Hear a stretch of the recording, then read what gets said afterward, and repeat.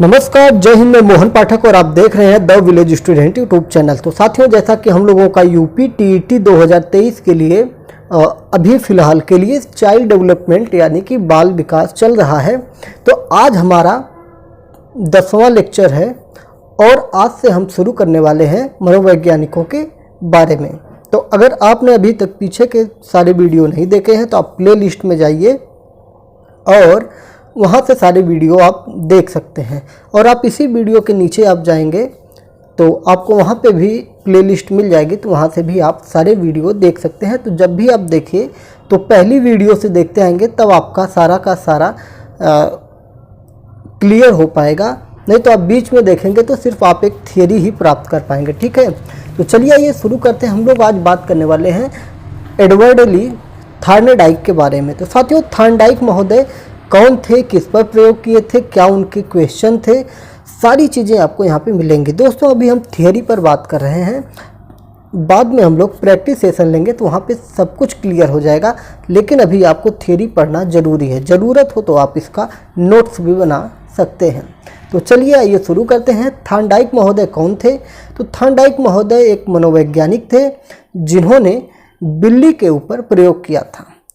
एक और चीज़ पूछ ली जाती है, एजुकेशन साइकोलॉजी किसकी पुस्तक है?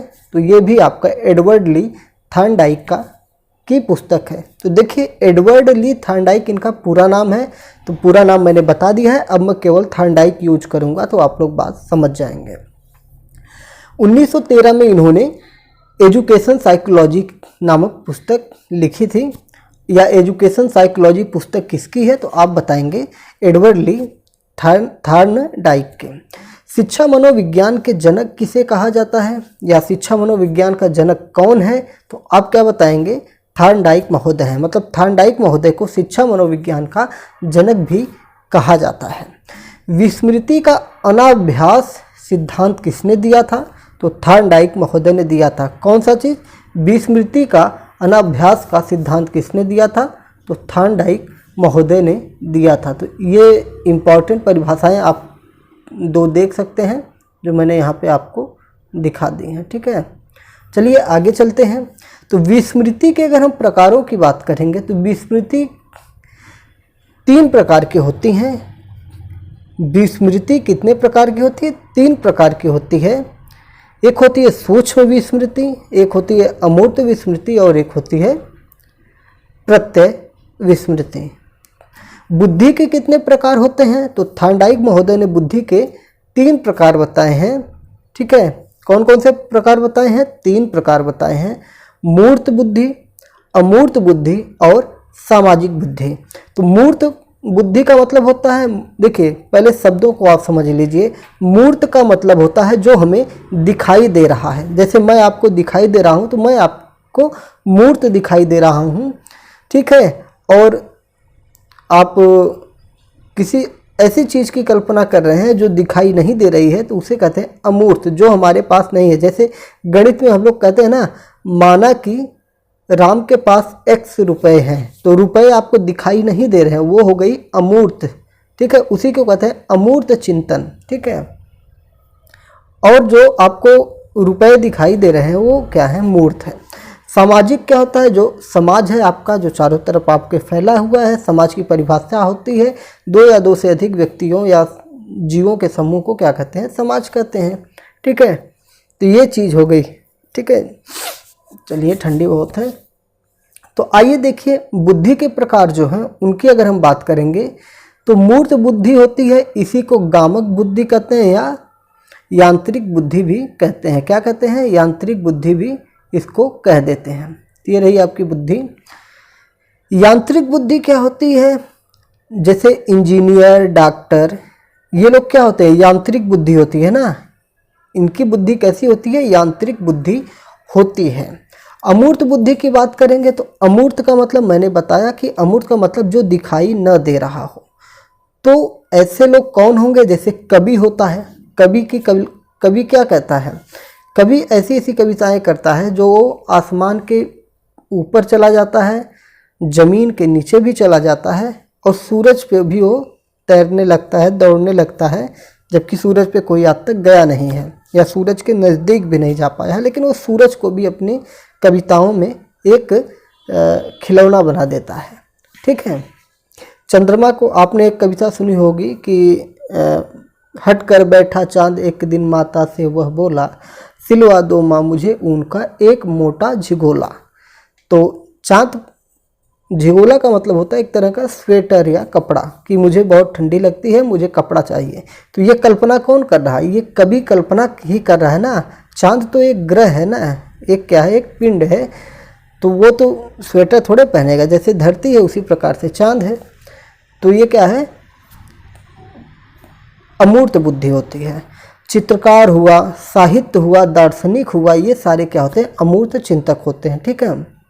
साहित्यकार का मतलब जो किताब लिखते हैं, दार्शनिक का मतलब जो दर्शन शास्त्र, जो दार्शनिक बातें करते हैं। जैसे दर्शन शास्त्र तो एक आपका सब्जेक्ट ही हो जाता है। सामाजिक बुद्धि की अगर हम बात करेंगे तो इसमें आपके आ जाते हैं व्यवसायी, मतलब जो व्यवसाय करते हैं, नेता हो गए। तो ये इनकी बुद्धि कैसी होती है, ये सामाजिक बुद्धि होती है, मतलब अपने बातों के जाल में लोगों को लपेट लेते हैं। ठीक है।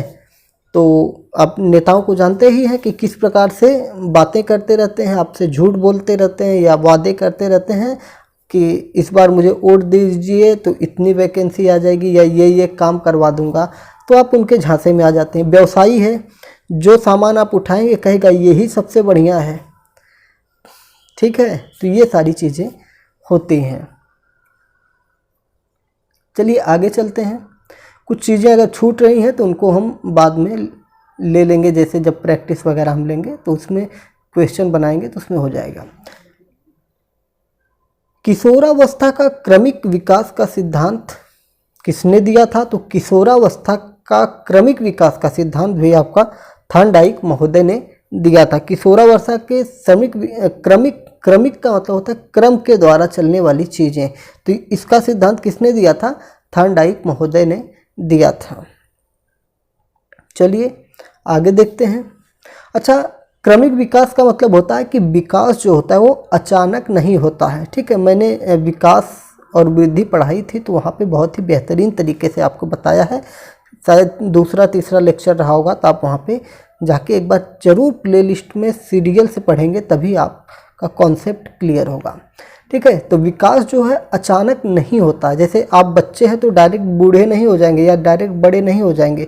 शैशवावस्था से डायरेक्ट किशोरावस्था नहीं आएगी, बीच में बाल्यावस्था ही आएगी, पूर्व बाल्यावस्था आएगी, उत्तर बाल्यावस्था आएगी, तब जाके आपका सारा कॉन्सेप्ट क्लियर होगा। आगे चलते हैं। बुद्धि का बहुकारक सिद्धांत किसने दिया था? तो थॉर्नडाइक महोदय ने दिया था। मतलब बुद्धि का बहुकारक सिद्धांत किसने दिया था? थॉर्नडाइक महोदय ने दिया था। अब यहाँ पे ध्यान दीजिएगा, बहुबुद्धि का सिद्धांत किसने दिया था? तो हार्वर्ड गार्डनर ने दिया था। किसने दिया था? हार्वर्ड गार्डनर ने दिया था। लेकिन यहाँ पे बहुबुद्धि का सिद्धांत की बात की जा रही है, तो इसको आप ध्यान में रखेंगे। ठीक है। आगे चलते हैं। SR सिद्धांत के जनक कौन हैं? तो ये सारे सिद्धांत को मैंने पिछले भी एक किसी लेक्चर में मैंने 3 सिद्धांत, SR सिद्धांत, SR theory, RS theory, SOR theory, तीनों मैंने बताई थी। तो आप वहाँ ज़रूर देखे होंगे अगर आप क्रम से देखते हुए आ रहे होंगे, और ये तीनों थियरी आप ज़रूर याद कर लेंगे। ठीक है। वहाँ से लेके SR सिद्धांत के जनक कौन है? तो थॉर्नडाइक हैं। कौन है? थॉर्नडाइक महोदय हैं। SR सिद्धांत स्टिमुलस रिस्पांस थियरी कहते हैं इसको। ठीक है। उद्दीपक अनुक्रिया सिद्धांत। ठीक है।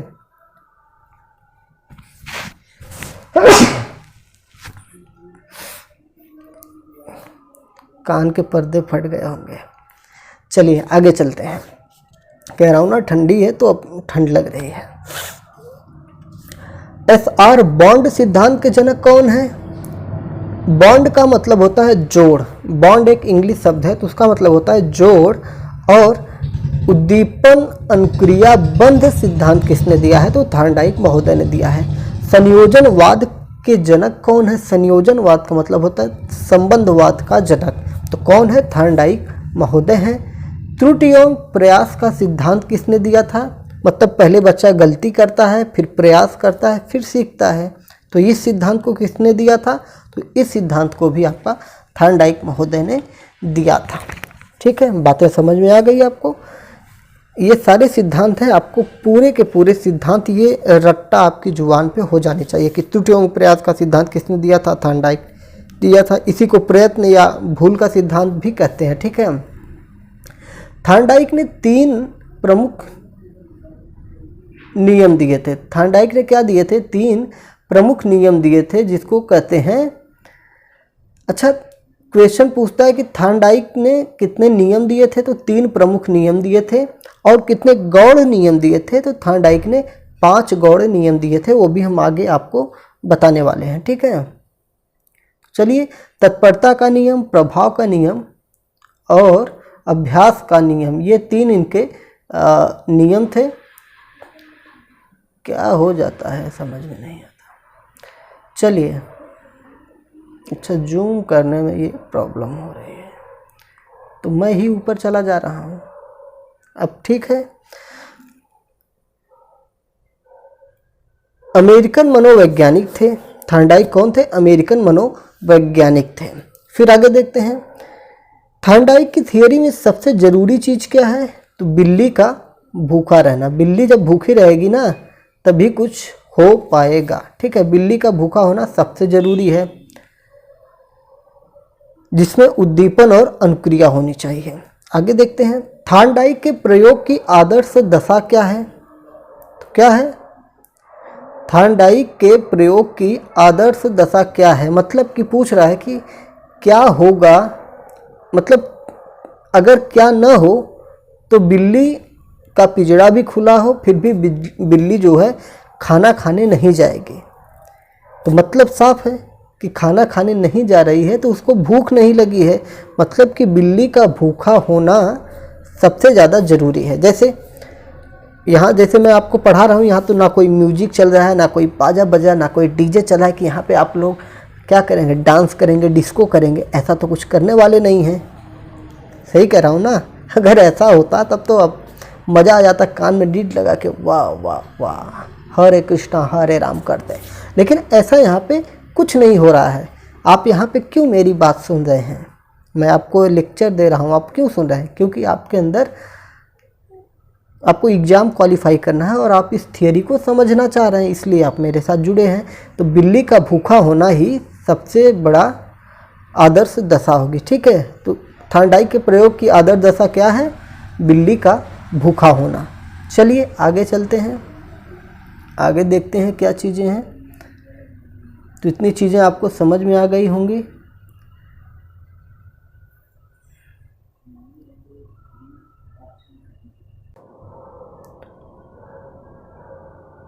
तो चलिए अब जानते हैं हम लोग थॉर्नडाइक के जो 5 गौड़ नियम हैं, इनको भी हम लोग जान लेते हैं। ठीक है, तो 3 जो उनके नियम थे, अभ्यास का नियम, प्रयास का नियम मतलब तत्परता का नियम, अभ्यास का नियम और प्रभाव का नियम।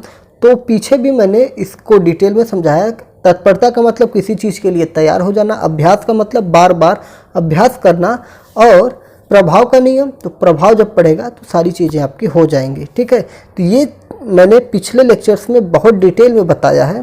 तो ये चीज़ें आप वहाँ से अगर आप देखते आए हैं तो आपका क्लियर हो गया होगा। बाकी ये चीज़ें आप समझ ही रहे हैं। तत्परता का मतलब तत्पर रहना, अभ्यास का मतलब किसी भी चीज़ को सीखना फिर उसको बार बार अभ्यास करना, और प्रभाव का नियम जो उसके ऊपर प्रभाव पड़ेगा उसी हिसाब से वो काम करेगा। जैसे आपको मैं पढ़ा रहा हूँ, चीज़ें आपको समझ में आएंगी तो आप मेरी बात मेरे अगले वीडियो को देखेंगे, नहीं समझ में आएगी तो फिर आप टाटा बाय बाय कर देंगे। ठीक है, तो चलिए थॉर्नडाइक के 5 गौड़ नियम हम देखते हैं। तो पहला नियम है बहु अनुक्रिया का सिद्धांत। क्या है? बहु अनुक्रिया का सिद्धांत मतलब एक क्रिया से पहले कई क्रिया होती है। जब हम कोई क्रिया करते हैं तो उससे पहले बहुत सारी क्रियाएं होती हैं। जैसे मैं ये आपको पढ़ा रहा हूँ, तो ये पढ़ाने से पहले मेरे पास कितनी क्रियाएं हुई? बहुत सारी क्रियाएं हुई। मैंने माइक सेट किया, माइक लगाया, थोड़ा सा बाल वाल सेट किए, चश्मे उसमें साफ़ किए, ठीक है, थोड़ी अपनी आवाज़ को साफ़ किया, मतलब समझने के लिए आपको मैं समझा रहा हूँ कि सारी आप चीज़ लेंगे। आज वैसे भी मैंने कॉलर वॉलर खोल लिया है थोड़ा सा रॉपचिक दिखने के लिए, तो ये सारी चीज़ें हैं। तो ठीक है, मैंने बोला था ना कि थोड़ा पढ़ाने दीजिए, 1 आध महीने बीतेंगे। अभी तो मैं थोड़ा प्रेशर में हूँ, मेरा मेंस का एग्ज़ाम है, तो फिर थोड़ा एग्ज़ाम हो जाने दो, फिर बताता हूँ। जब प्रैक्टिस सेशन लेके आऊँगा फिर आएगा मज़ा। ठीक है, तो ये क्या है कि किसी भी क्रिया करने से पहले, कि कोई क्रिया करने से पहले, मतलब एक क्रिया करने से पहले उस कई क्रियाएं होती हैं। ठीक है, मानसिक दशा का सिद्धांत। मानसिक दशा का सिद्धांत कहता है कि जब हम स्वस्थ रहेंगे, तैयार रहेंगे, तभी सीख पाएंगे। जैसे आप मुझसे सीखने आए, the village student YouTube channel पर सीखने आए, तो आप पहले क्या हुए, मेंटली रूप से तैयार हुए कि अब चल रहे हैं, मोहन सर पढ़ाएंगे और उनके लेक्चर्स हम सुनेंगे, और आज हम 4-5 लेक्चर कवर करेंगे। ठीक है, तो ऐसा आपने दिमाग में लिया और फिर उसके बाद आपने पढ़ना शुरू किया। आंशिक क्रिया या तत्वों की पूर्व समर्थता का सिद्धांत। आंशिक क्रिया या पूर्व तत्वों की समर्थता का सिद्धांत, यह थोड़ा रट्टा मान लीजिए, यहाँ पे भी मैंने इम्पोर्टेंट लगा रखा है। ठीक है, तो आप क्या है कि किसी भी क्रिया को करने के लिए तत्पर रहेंगे और पूरा समर्थ रहेंगे। ठीक है, इसको आप थोड़ा समझ लीजिए। आंशिक क्रिया या तत्वों की पूर्व समर्थता का सिद्धांत, आप पूरी तरह से अपनी क्रिया के लिए प्रतिबद्ध रहेंगे। सादृश्यता का सिद्धांत। सादृश्यता का मतलब होता है समानता, जो समान दिखाई देते हों उन्हें कहते हैं सादृश्यता का सिद्धांत। ठीक है, चलिए, तो ये हो गया आपका चौथा, सादृश्यता का सिद्धांत। 5वां हो जाएगा साहचर्य का सिद्धांत।